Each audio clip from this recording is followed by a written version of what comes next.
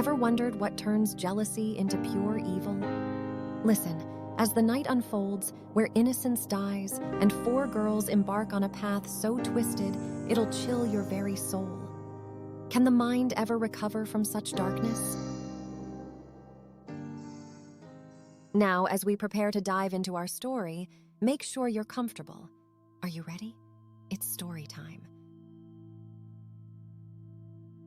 Shanda Sharer, an emblem of innocence in a wicked world. Her eyes sparkled like stars that had never been dimmed by shadows, untainted and unbroken. 12 years young and brimming with dreams, she knew nothing of darkness that lurked just around the bend. Family life, a painting of suburban normality. Her mother, a pillar of strength, working hard to make ends meet. Her father, a beacon of love, always there when needed. Together they were her fortress, the guards of her untarnished world. School was her playground, a field filled with youthful laughter and echoes of ambition. Notebooks filled with doodles, hallways resonating with chatter, the scent of chalk and possibility in the air. Every day was a page in a fairy tale yet to be written. But what's a story without friendship, huh? Enter Amanda Hevron, Shanda's confidant, her partner in crime. They were 2 peas in a pod, synchronized in laughter and tears, dreams and fears. Amanda, with her wisdom beyond years, seemed the perfect complement to Shanda's naivety. Their bond was a thread woven from gold, unbreakable and precious. Shanda, walking home from school with Amanda, felt an inkling of something, a flutter in her stomach, a whisper of a storm on a clear horizon. Was it a premonition? Nah, just a passing cloud. Together they laughed it off, blissfully unaware of the thunderhead forming in the distance. Melinda Loveless, a name that reverberated with a chill, like the echo of something wicked stirring in the night. Where Shanda's world was bright and hopeful, Melinda's was a maze of shadows, a storm of obsessions spiraling around one focal point, Amanda Hevron. Amanda's laughter, her wisdom, her very essence, had ensnared Melinda in a web from which she couldn't escape. It was a fever, an unquenchable thirst, a longing that tore at her very soul. The way Amanda's eyes sparkled, the way her lips curved into a smile, it all became an obsession that gnawed at Melinda's sanity. But then, like a snake in paradise, Shanda had slithered into Amanda's world, stealing smiles, whispers, and glances that were once exclusively Melinda's. The innocence in Shanda's eyes, the purity in her laughter, all of it became a mockery to Melinda, an insult that twisted her insides like a knife. Jealousy, a subtle poison, began to infect Melinda's thoughts, turning her once warm affection for Amanda into a cold, hard obsession. Shanda, the symbol of innocence, became an embodiment of everything that was wrong, everything that was being stolen from her. Her mind, once filled with dreams, now teemed with dark fantasies of reclaiming what she believed was rightfully hers. A hunger for revenge started to brew within her, a wildfire consuming all reason and restraint. Each passing day, each stolen glance between Shanda and Amanda fed the flames, transforming Melinda's world into a furnace of anger, jealousy, and longing. With each beat of her heart, the name Shanda Sharer became a curse, a wound, a ghost that haunted her waking thoughts and invaded her nightmares. Melinda knew that something had to give, something had to break. The storm was coming and no one could stop it.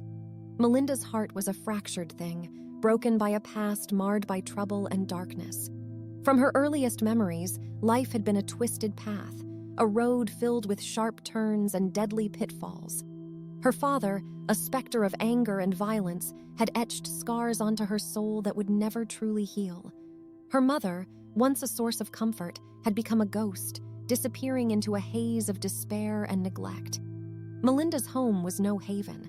It was a battlefield, a maze filled with hidden traps that threatened to consume her whole. Amidst this chaos, Melinda had sought refuge in friendships, desperate connections with others as troubled and lost as herself. 3 girls in particular became her lifelines, her co-conspirators in a world gone mad. Lori, Hope, and Tony, each bearing their own cross, found in Melinda a kindred spirit, a shared understanding of the darkness that loomed within. Their bond was forged in fire, tempered by shared secrets and whispered dreams of escape. Together, they became a force, a collective shield against a world that sought to break them down.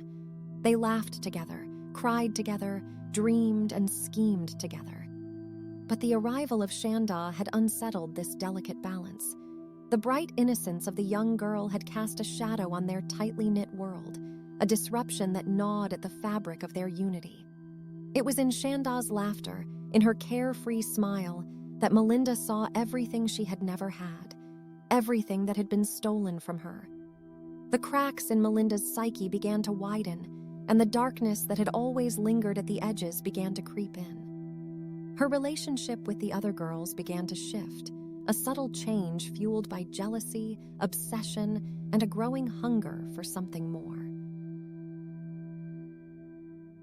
The ties that had once bound them began to strain, and in the dark corners of their shared world, something began to stir, a wicked desire that threatened to consume them all. Melinda's troubled past, her fractured soul, had become a ticking time bomb, and the fuse was burning fast. The whispers began as nothing more than shadows, fleeting thoughts that danced in the dim corners of their minds. They were echoes of jealousy, bitterness, and rage, the festering wounds left by Shanda's intrusion into their world. But shadows have a way of growing, of feeding on darkness and doubt, and soon those whispers became voices, loud and insistent, impossible to ignore. "Can you believe her?" Melinda would hiss, her eyes narrowing as she watched Shanda laugh with Amanda. "Thinks she can just waltz in and take what's mine." Lori, Hope, and Tony would exchange glances, uneasy with the intensity in Melinda's eyes but drawn to it all the same. The seed had been planted, and it began to grow, watered by resentment and nourished by their shared sense of injustice. The conversations shifted, the laughter becoming more forced, the topics more sinister. They'd gather in darkened rooms, away from prying eyes, and the talk would turn to revenge, to ways of making Shanda pay. "What if we just scared her a little?" Lori would suggest, her voice trembling with both excitement and fear. "Scare her?" Melinda would scoff, her eyes blazing. "No, we need to do more than that. We need to make her feel what we feel."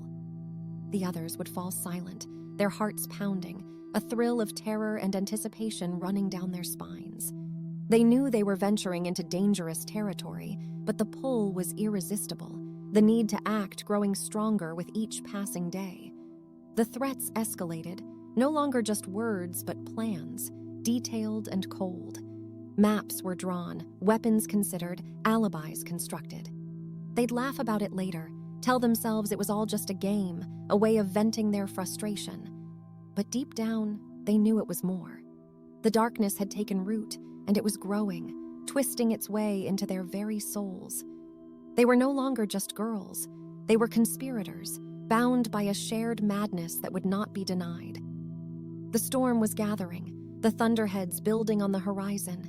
The whispers had become shouts, the shadows solid and real. The path was set, and there was no turning back. It was on a night filled with secrets, a night when the moon hid behind dark clouds that they gathered once more. The room was dim, lit only by the flicker of a single candle. The air was thick with tension, the silence broken only by their shallow breaths. They looked at each other, eyes wide and uncertain, knowing that the time had come. The decision was upon them, a fork in the road that would forever alter their lives. "Are we really doing this?" Hope's voice quivered, a note of fear breaking through. Melinda's eyes were hard, her jaw set. "We have to. It's the only way." The others exchanged uneasy glances, the weight of what they were about to do settling heavy on their shoulders. They knew the enormity of it, the darkness that lay down this path. But they also knew that there was no turning back. The anger, the jealousy, the obsession, it had all led them to this moment, a moment when dreams became reality and shadows became flesh. "We'll do it together," Tony whispered, her hand reaching out to grasp those of the others. They nodded, a silent pact sealed with a touch, a promise that bound them together in a dance with darkness. Their minds were made up, their course set. They would act on their dark desires, give life to the wicked fantasies that had consumed them. They would make Shanda pay, make her feel their pain, their loss. The decision was made, and the die was cast. The storm that had been brewing was about to break, and nothing could stop it now. They were no longer innocent girls. They were something more, something darker, something driven by a hunger that would not be denied. As they left the room, the candle flickered and died, leaving only darkness in its wake. The stage was set, the pieces in place. The game had begun, and there would be no mercy. In the hidden confines of a forgotten basement, the girls convened, each face betraying a mixture of determination and trepidation. Here, in a room filled with the stale scent of old books and dampness, their dark plan began to take shape. "We need to be smart about this," Lori said, her voice firm but laced with anxiety. "We need to plan everything down to the last detail." Melinda, the ringleader, nodded. Her obsession had brought them to this point, and now it was time to act. "We'll do it on Friday night," she said, choosing her words carefully. "Her parents will think she's staying with Amanda." The others listened, a chill settling over them as the details emerged. Tony began to jot down notes, her hand trembling ever so slightly. There was no going back now. They were committed, bound by a shared darkness that would not be denied. Weapons were discussed, chosen with cold calculation. Knives, rope, a metal rod. Each object was considered for its potential to instill terror and pain. They settled on a combination, the tools of their twisted trade selected with a shudder-inducing meticulousness. The preparation continued, each girl assigned a specific task. Hope was to procure the car, an unassuming vehicle that wouldn't draw attention. Lori would handle the alibis, crafting believable stories that would hold up under scrutiny. Tony was in charge of the map, choosing the remote location where their dark deed would unfold. Days turned into hours as the night approached, each tick of the clock a reminder of what was to come. The excitement was tempered by fear, the anticipation tainted by doubt. They reassured each other, practiced their lines, and double-checked every detail. In the darkness of their own thoughts, each girl wrestled with the enormity of what they were about to do. They tried to justify it, to convince themselves that it was right, that it was the only way. But the nagging doubt remained, a whisper in the back of their minds that refused to be silenced. They were about to cross a line, to venture into a place from which there was no return. The night arrived, cold and unforgiving. They gathered one last time, their faces pale, their hands clammy with nervous sweat. "We can still back out," Hope said, her voice barely above a whisper. But they all knew it was too late. The die was cast, the plan in motion. There was no turning back now. With a shared look of grim resolve, they set out into the night, driven by a hunger that could not be denied, a desire that would not be ignored. Shanda's evening began like any other, filled with the innocence of youth and the comfort of a loving home. The phone rang, and she answered it with a cheerful hello, expecting the voice of a friend or perhaps her schoolmate Amanda. Instead, it was the alluring tone of Lori, one of the older girls from the neighboring town. "Hey, Shanda, it's Lori. I'm with Melinda, and we wanted to know if you'd like to hang out tonight. Amanda will be there too. It'll be fun." Lori's voice was honey-sweet, dripping with a forced warmth that almost masked its underlying coldness. Confusion flickered in Shanda's eyes. She knew Lori and Melinda only in passing, and this sudden invitation was unexpected. But the mention of Amanda was enough to stir her interest. "Amanda's going to be there?" Shanda asked, her voice filled with a mixture of excitement and uncertainty. "Yeah, she's with us now. We'll pick you up. What do you say?" Lori pressed, her voice betraying no sign of the dark intent behind her words. Shanda hesitated, a knot of unease forming in her stomach. Something felt off, but she couldn't quite put her finger on it. She glanced at the clock, then out the window, where the shadows of the evening were beginning to lengthen. "I guess so," she said finally, her voice still tinged with uncertainty. "But I need to ask my mom first." "Of course, sweetie. We'll wait." After a brief conversation with her mother, Shanda agreed to go, her reservations momentarily forgotten in the excitement of a night out with the older girls. She quickly dressed, choosing her favorite outfit, unaware of the eyes watching her from a parked car down the street. When the car pulled up, Shanda felt a flutter of nervous excitement. She waved goodbye to her mother and stepped into the vehicle, greeted by smiles that didn't quite reach the eyes of her companions. The car pulled away, and Shanda settled into the back seat, a nagging sense of fear and confusion returning. She looked at the faces around her, searching for Amanda, but her friend was nowhere to be seen. "Where's Amanda?" Shanda asked, her voice barely above a whisper, the dread in her voice unmistakable. "She'll meet us there," Lori said, her eyes meeting Shanda's in the rearview mirror, a flicker of something dark and unreadable in her gaze. Shanda's heart began to pound, a cold chill settling over her. Something was wrong. She could feel it in her bones, a growing terror that gnawed at her from the inside. But it was too late. The car sped on, the night closing in around them, the trap set, the snare tightened. As the car weaved through the empty roads, Shanda's sense of foreboding grew into a palpable terror.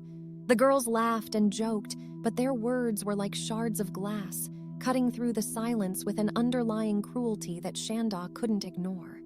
The radio played a distant tune, its cheerful notes a grotesque contrast to the nightmare unfolding. Lori, sitting at the driver's seat, glanced at Shanda through the rearview mirror, her eyes devoid of empathy, her smile a twisted, hungry thing. Next to her, Melinda watched Shanda with a dark fascination, her eyes filled with a jealousy that had long ago turned to obsession. The other girls in the car, Hope and Tony, were silent accomplices, their faces pale and drawn, caught in a web of fear and loyalty. The car ride seemed to stretch into an eternity, the dark roads unspooling like a twisted path to hell. Shanda's mind raced, the realization that she was trapped with no escape gnawing at her soul. Every turn of the wheels felt like a tightening noose, every mile a step closer to something unspeakable. Finally, the car pulled over, and Shanda was roughly grabbed by Melinda. The first blow landed before she could react, a sharp slap that sent her reeling. Her cries were met with laughter, the sound of her torment a twisted pleasure to her captors. "Shut up!" Melinda spat, her face twisted with rage. "You think you can take what's mine? You think you're better than me?" The words were like a dagger, cutting through Shanda's confusion, revealing the madness that had driven them to this. Melinda's obsession with Amanda, her twisted love, had turned into a dark, insatiable hunger, and Shanda was the sacrificial lamb. The torture began slowly, a methodical breaking of the body and spirit. They taunted her, spat on her, each act of violence a perverse pleasure, each cry a symphony of suffering. Melinda was relentless, her rage a wild, uncontrollable force, her actions a dance of death. The other girls joined in, their initial reluctance giving way to a morbid fascination, a dark joy in the power they wielded. They were no longer human, their humanity stripped away, replaced by something dark and primal. As the night wore on, the car became a chamber of horrors, each act more depraved than the last, each moment a descent into madness. The world outside ceased to exist, the darkness a cloak, the road a path to oblivion. Shanda's mind retreated, her body a vessel of pain, her spirit a broken thing. Her cries became whispers, her tears a silent plea for mercy that would not come. Finally, as the first light of dawn began to creep over the horizon, the car pulled back onto the road, leaving behind a trail of darkness, a wound that would never heal. The car's headlights cut through the dense darkness as it made its way down a twisted path, flanked by looming trees that seemed to reach out with gnarled limbs. The road was narrow and pockmarked, more a trail than a proper route, as if nature itself sought to keep people away from this forsaken place. They arrived at a clearing where the moon hung low, casting an eerie glow that gave the surroundings a ghostly pallor.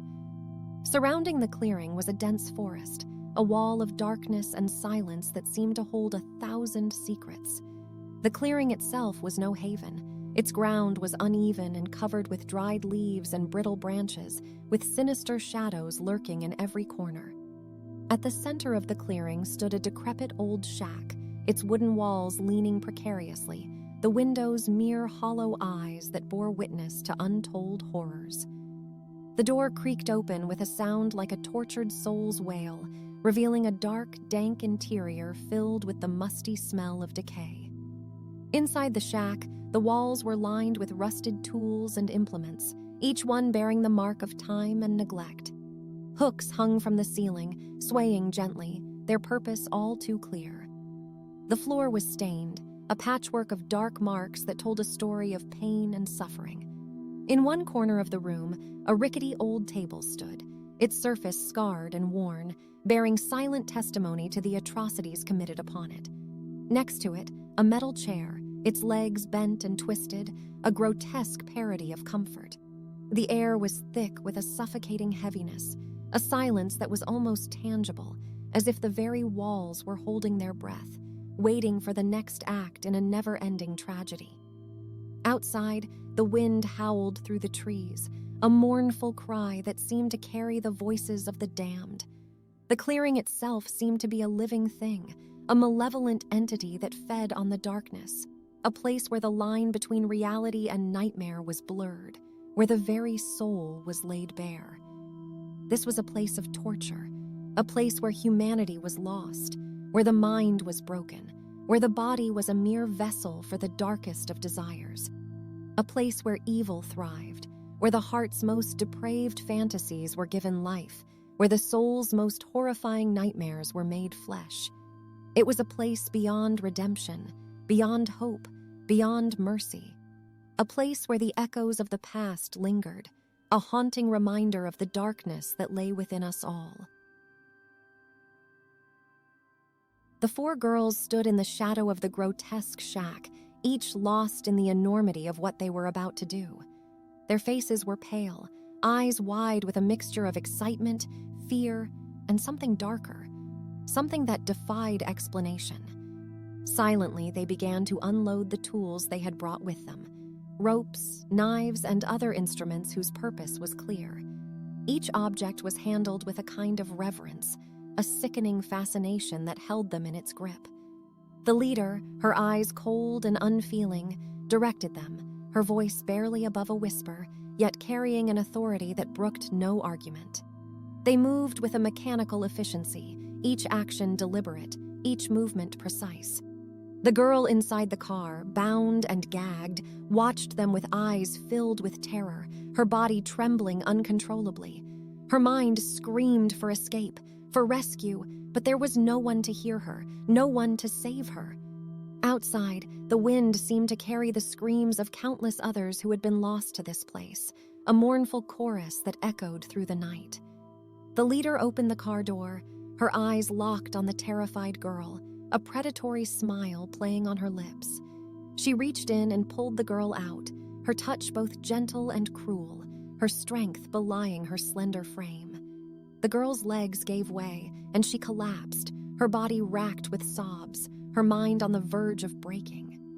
The leader simply looked down at her, her eyes devoid of compassion, her heart untouched by the girl's suffering.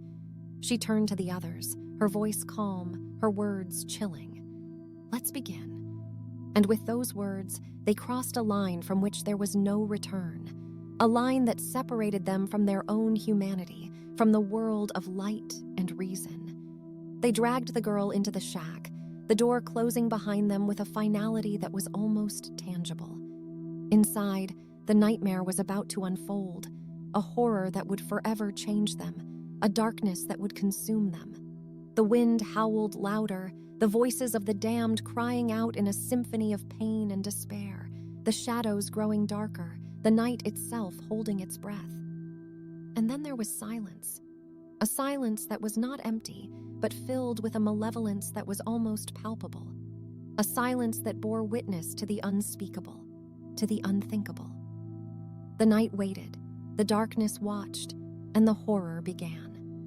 Under the veil of a moonless night, in the remote location chosen for a nefarious purpose, the four girls began their cruel and cold-hearted torment.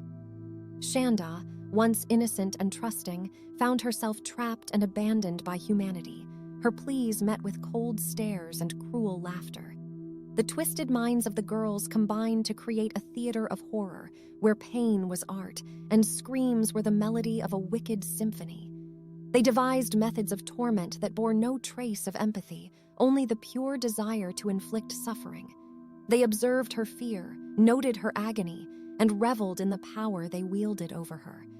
The unrelenting cold of the night seemed to seep into their very souls, chilling any remnants of compassion that may have lingered.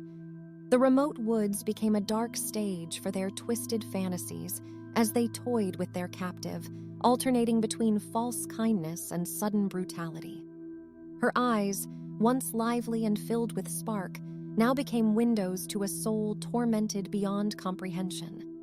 The terror in Shanda's heart, the confusion in her mind, and the pain in her body were mere toys in the hands of those she once considered friends. They were instruments played with precision and malice, each note a chilling reminder of humanity's capacity for darkness. The sensation of darkness in the woods took on a palpable quality, a heaviness that seemed to press against the skin, penetrating deeper with every act of cruelty. The shadows seemed to dance and twist with the girls' laughter, joining in the perverse celebration of suffering. Yet, amid the horror, there was a subtlety in the description of the actual physical acts, a veil that covered the most gruesome details, focusing instead on the emotional and psychological landscape. It was a world of shadows and implication, where the mind filled in the gaps with its own terrifying imagery. The terror was not in the blood, the screams, or the physical pain. It was in the realization of betrayal, the loss of innocence, and the dark joy taken by the perpetrators. It was a tale told in whispers and glances, a dance of darkness and despair, a journey into the very depths of human cruelty. The twisted games played in the remote location escalated, each act more horrifying than the last, each girl pushing the boundaries of their own morality, diving deeper into a terrifying abyss of inhumanity. There was a dreadful momentum building, a crescendo of wickedness that seemed to feed upon itself, growing with each passing moment. They were no longer girls, but manifestations of pure malice, lost in a dark dance that consumed them completely. The line between reality and nightmare had been erased, and they were adrift in a world of shadows, a world where pain and pleasure intertwined in a sickening waltz. As the night wore on, Shanda's cries became weaker, her body battered and her spirit broken. The girls watched with a mixture of fascination and horror as their own humanity slipped away, replaced by something cold, something dark, something unrecognizable. Each girl's reaction was a testament to the transformation taking place within them. One found a perverse pleasure in the power and control she wielded, her eyes alight with a dark fire.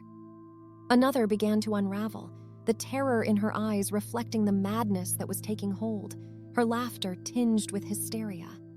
The others vacillated between fear and excitement, caught in the storm of emotions that raged within them. The climax of the torture reached a point where it was no longer about Shanda, but about the girls themselves, about what they had become, about the darkness that had taken root within them.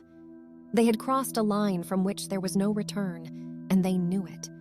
The realization was a shock, a cold slap of reality that hit them with the force of a tidal wave.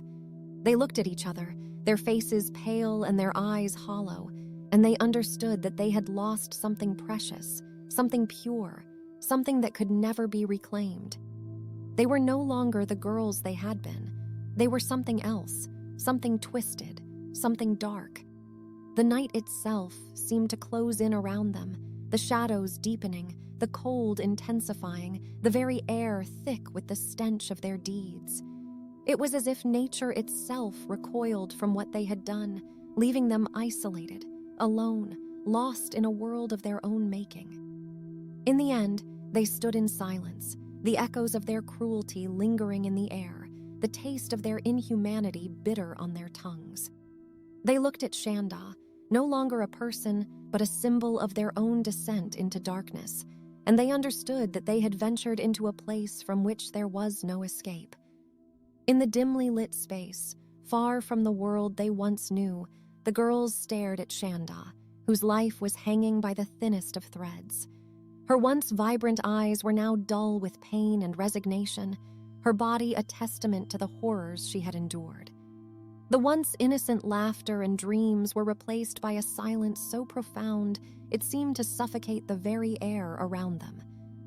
The decision that faced the girls was as grim as the night itself. The realization that they had reached a point of no return was heavy upon them, a burden that threatened to crush them beneath its weight. The girl before them was a living reminder of what they had done, of what they had become. A decision had to be made, and it was one that would haunt them forever. The words were spoken in whispers, as if saying them too loudly would somehow make them more real, more terrible. Arguments were made, justifications offered, but in the end, they all knew what had to be done. The choice was clear, though it was a choice that would leave them forever scarred. The girl who had once found pleasure in the power she wielded now approached the task with a mechanical detachment, her eyes empty, her movements deliberate. Another watched with a fascination that was tinged with madness, her mind unraveling, her grasp on reality slipping away. The others were caught in a fog of confusion and fear, their thoughts a jumble of emotions that left them paralyzed. The moments that followed were etched in time, a slow-motion nightmare that played out with agonizing precision. There was a cold efficiency to the act, a methodical approach that belied the chaos that raged within them. There were no words, no cries, no pleas for mercy. There was only the grim finality of what they were doing. Shanda's eyes met theirs one last time, a flash of understanding, a glimmer of something that might have been forgiveness. And then it was over. The silence that followed was deafening, a silence that was filled with the weight of their guilt, their shame, their loss. They had crossed the final boundary, committed the ultimate act, and there was no going back. They had killed not only Shanda, but a part of themselves as well. They stood together, bound by a bond that was as dark as it was unbreakable. They were united by what they had done, by the secret they now shared, by the knowledge that they were forever changed. In that moment, they understood the gravity of their actions, the enormity of their crime. They knew that they had ventured into a place where there was no redemption, no salvation, no forgiveness. They had made a choice, and now they had to live with the consequences. In the still morning, a world away from the horror of the previous night, a passerby stumbled upon a sight that would shake the very core of a tight-knit community. Shanda's lifeless body, a cruel testament to an act of unimaginable violence, lay abandoned. The discovery sent shockwaves through the town, a place where neighbors knew each other's names and children played freely in the streets. News of the gruesome find spread like wildfire, igniting a mixture of terror, disbelief, and sorrow that rippled through homes, schools, and churches. The innocence of the community was shattered, replaced by a nagging fear that lingered in the shadows, a haunting reminder that evil had touched them in a way they could never have imagined. Parents hugged their children a little tighter, friends looked at each other with suspicion, and a silence hung over the town, a silence filled with unspoken questions, with doubt, with grief. How could this have happened here? Who could have done such a thing? What darkness had descended upon their peaceful world? The community came together, united in their shock, their anger, their need to understand. They held vigils, they offered prayers, they sought solace in each other's company. But behind the expressions of sympathy, behind the tears, there was a sense that something had been irrevocably lost, a sense that they were forever changed. The image of Shanda, once filled with the promise of youth, now a symbol of a nightmare that had become all too real, was etched into their minds, a painful reminder of a darkness they had never thought possible. The police worked tirelessly, driven by a determination to find the perpetrators, to bring them to justice, to restore a sense of safety to a community that had been robbed of its innocence. The investigation was relentless, but the truth was elusive, hidden behind a web of secrets and lies that would take time to unravel. As days turned into weeks, the community struggled to come to terms with the tragedy, to find a way to heal, to move forward. But the shadow of what had happened lingered, a constant presence that would not be forgotten, a wound that would never truly heal. As the investigation pushed forward, a chilling picture began to emerge, one that defied all reason and understanding. The suspects were not hardened criminals or strangers lurking in the shadows. They were girls, young girls from the community, familiar faces hiding unthinkable secrets. Their arrest sent a new wave of disbelief through a town still reeling from the loss of one of its own. Behind the police tape, the interrogation rooms were filled with a heavy tension, an air of confusion and despair. The officers were experienced, hardened by years of dealing with the worst of human behavior. But this was something different, something that defied all logic. The girls' faces were masks of confusion, fear, and something else, something harder to define.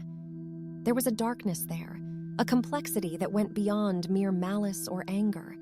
Their eyes were windows to troubled souls, tormented minds that had somehow found their way to a place so dark, so twisted, that it defied comprehension.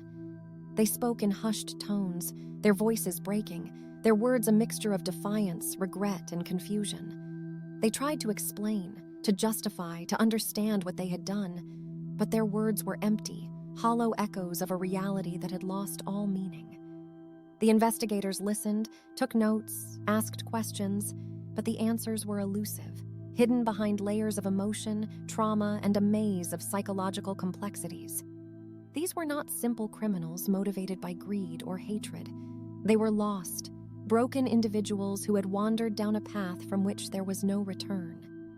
As the details of the crime began to unfold, the horror of what had been done was matched only by the mystery of why. What had driven these girls to such an act? What had happened in their lives to lead them to this point? What dark forces had taken hold of their minds and led them to a place so far from all that was normal, all that was human? The community watched, waited, and wondered, their shock turning to anger, their anger turning to fear. These were their neighbors, their classmates, their friends. If this could happen here, if these girls could do such a thing, what did it mean for them, for their children, for their world? The answers were not forthcoming, hidden behind legal proceedings, behind the privacy of families struggling to come to terms with a reality that was too painful to bear. But the questions remained, nagging, persistent, a constant reminder that the world was not as it seemed, that darkness could lurk in the most unexpected of places. The aftershocks of the crime rippled through the community, leaving no one untouched. But for the families involved, the pain was personal, intimate, a wound that cut to the very core of their beings. Shanda's family was shattered, broken by a loss so profound that it defied words. Her parents' faces were etched with a grief that went beyond tears, beyond anger, beyond understanding. They had lost a part of themselves, a bright, shining light that had been snuffed out in a moment of senseless violence. They were left with questions that had no answers, with memories that brought both joy and pain, with a void that could never be filled. Friends, neighbors, strangers offered words of comfort, but they were empty, hollow sounds in the face of a tragedy that defied all reason. The families of the girls were caught in a different kind of nightmare, one that was no less painful, but far more complex. They were torn between love and horror, between the children they had raised and the monsters they had become. They looked for answers in the past, in their parenting, in their choices, in anything that could explain the inexplicable. They were haunted by guilt, by shame, by a sense of failure that weighed on them like a heavy burden. They loved their daughters, but they could not understand them, could not reconcile the people they thought they knew with the acts they had committed. The community struggled with its own demons, with the knowledge that something so dark had happened in their midst. They looked at their own children, at their neighbors, at themselves, and wondered what lay beneath the surface, what hidden shadows might lurk within. Teachers, counselors, religious leaders all grappled with the questions, the doubts, the fears that the crime had unearthed. They spoke of morality, of ethics, of human nature, but the words were inadequate, the concepts too abstract in the face of a reality that was all too concrete. What had gone wrong? What had led to this? What did it mean about humanity, about society, about the very nature of good and evil? The questions were not new. They were as old as mankind itself, but they had been brought into sharp focus, made immediate, made personal by the events that had unfolded. Philosophers, psychologists, theologians all offered their insights, their theories, their beliefs, but they were mere words, mere ideas in the face of a pain that was all too real. The impact was felt in the laws that were changed, in the policies that were implemented, in the way people looked at one another, but it was felt most deeply in the hearts and minds of those who had been touched by the tragedy. A community was changed, families were changed, individuals were changed. But the questions remained, the doubts lingered, the fears persisted. The world had been shown a glimpse of something dark, something hidden, something that challenged all that was believed about human nature, about right and wrong, about the very essence of who we are. In the quiet, hushed moments after the fervor of the trials, after the tears and the rage, after the community began to breathe once more, there lingered a silence that was more than the absence of noise. It was a void, a stillness that spoke of something lost, something irrevocably altered. It was as if a veil had been lifted, revealing a darkness that had always been there, lurking in the shadows, hidden beneath the surface of smiles and laughter and everyday life. It was a darkness that could not be banished, that could not be ignored, that could not be forgotten. The girls were locked away, their futures determined, their fates sealed, but the questions remained, echoing in the minds of those who had witnessed the unfolding of a tragedy that had touched the very soul of humanity. What is evil? What is innocence? What is the human psyche capable of? The answers were elusive, slipping through fingers that reached out to grasp them, hiding in the recesses of the mind, taunting, teasing, forever out of reach. The crime was done, the punishment meted out, but the wounds remained, festering, a constant reminder of the fragility of trust, of faith, of belief in the goodness of mankind. The community healed, but it was a scarred healing, a healing that knew it was never quite whole again. The families moved on, but they carried with them a weight, a knowledge, a sadness that would never fully leave them. And the world watched, pondered, wondered at the mystery of the human psyche, at the depths to which it could sink, at the heights to which it could soar. There was no closure, no neat ending, no final chapter that wrapped it all up in a tidy bow. There was only the haunting reflection, the lingering questions, the enduring mystery. The nature of evil, the loss of innocence, the complexity of the human mind. They were all there, intertwined, intermingled, a puzzle that defied solution, a riddle that had no answer. In the end, there was only the silence, the stillness, the quiet contemplation of what had been, of what might be, of what lay hidden in the shadows, waiting, watching, a constant reminder of the fragility of understanding, of compassion, of love. The story was over, but it was never truly finished. It lived on, a haunting melody, a whispered secret, a shadow that lingered long after the light had gone out. As our story comes to a close, let the lull of this soothing ambiance continue to cradle you further into your journey of calmness and rest. Thank you for allowing me to be a part of your relaxation and sleep routine tonight. Remember, each day brings a new story, and each night brings a fresh chance to regenerate, to dream, and to become more of who you are. Good night, dear listener. Until our next story, sleep well and dream beautifully.